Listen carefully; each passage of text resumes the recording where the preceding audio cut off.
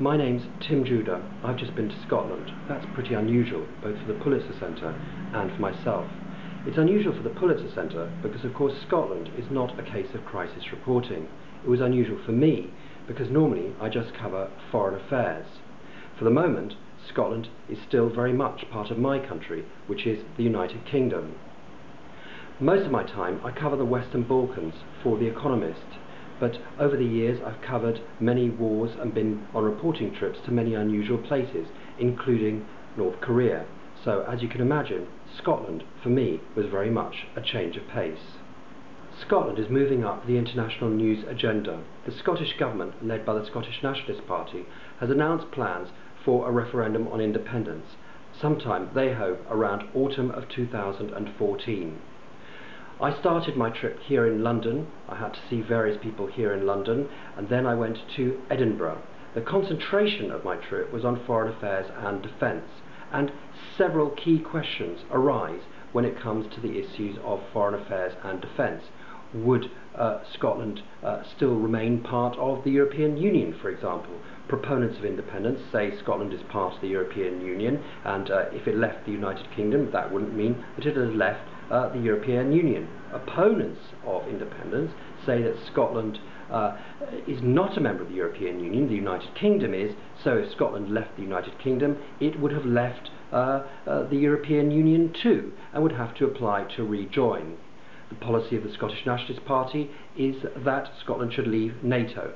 That might change. But one of the things that won't change, says the SNP, is that British nuclear missiles, Trident-based submarine missiles, which are all based in Scotland, would have to leave. That could cause great problems for the remainder of the United Kingdom after independence. For the moment, there's a place for those submarines, or probably a place that you could put those submarines, even though it wouldn't be as good as the Faslane base in Scotland today. But for the moment, there's absolutely no place that you could put those nuclear missiles. There's no bunker system to house those nuclear missiles today. From Edinburgh, I went to Aberdeen. Aberdeen is Scotland's oil capital. Offshore here lies most of Britain's oil wealth. If England doesn't dispute the maritime boundary line, then an independent Scotland would gain 95% of the oil that's currently out there in the British sector of the North Sea. There's about 16 to 23 billion barrels of oil left out there, but what that would bring in independent Scotland would depend very much, of course, on the price of oil. Oil centres in the Scottish Nationalist Party's ideas and plans for independence. They say that with this oil, then Scotland would become a wealthy independent country, just like neighbouring, or very close, Norway. From Aberdeen, I went to Elgin in Moray in the northeast. Elgin's interesting when it comes to issues of defence, because nearby are two big military bases, Lossiemouth and Kinloss. Recently they were threatened with closure, but a major local campaign managed to save the bases, at least for now. The reason that local people were so exercised about their possible closure was because so many jobs actually depend on them staying open. So the question will be, when it comes to voting in a referendum on independence, will those bases stay open? What would happen to the British military? Perhaps some of it might stay, but it might all leave. In which case, will people believe the Scottish Nationalist Party when they say to local people, don't worry, those bases will stay open, the British military will be replaced by a new Scottish Defence Force?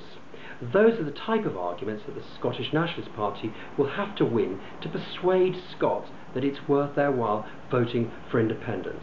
Today, only about 1/3 of Scots actually support full independence, but many more support something rather less than that, autonomy or some form of enhanced devolution. Scotland is already, of course, an autonomous part of the United Kingdom, but many people would prefer more of that autonomy rather than full independence. But it's in places like Elgin that the SNP has got to win over voters, because those voters will be thinking to themselves, will I be better off or worse off in a future independent Scotland?